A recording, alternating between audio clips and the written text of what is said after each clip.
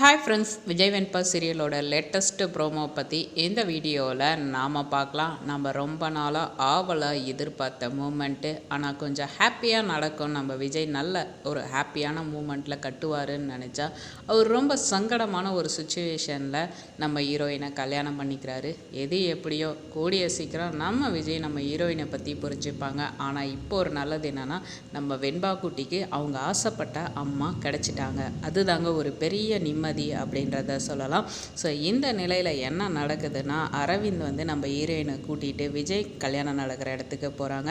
So தாலி கட்டுற மூமெண்ட்டில் sir அப்படின்னு சொல்லிட்டு கல்யாணத்தை நிறுத்துறாரு. என்னடா நடக்குது இங்கே அப்படின்ற நிலையில் தான், எப்படி சார் நீங்கள் வந்து அந்த பொண்ணு காலத்தில் தாலி கட்டுவீங்க, உங்களே நினச்சிட்டு இருக்க இவளை விட்டுட்டு எப்படி உங்களால் முடியுது அப்படின்னு சொல்லிட்டு அரவிந்த் வந்து கோவமாக ரியாக்ட் பண்ண ஆரம்பிப்பார்.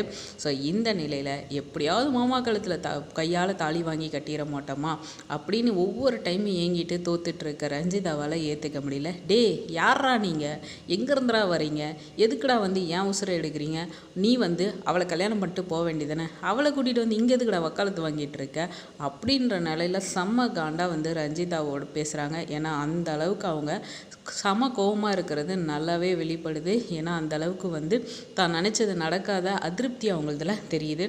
ஸோ இங்கே பாரு, அவள் சொல்கிறான், நீ வந்து கேட்குறல்ல, ஏன் மாமா அவளை லவ் பண்ணுறேன்னு ஏதாவது சொன்னாரா கேளு அப்படின்ற நிலையில் இருக்காங்க. தேவையில்லாமல் இங்கே பிரச்சனை பண்ணாமல் ஒழுங்காக போயிருங்க அப்படின்ற லெவலில் பேசுகிறாங்க.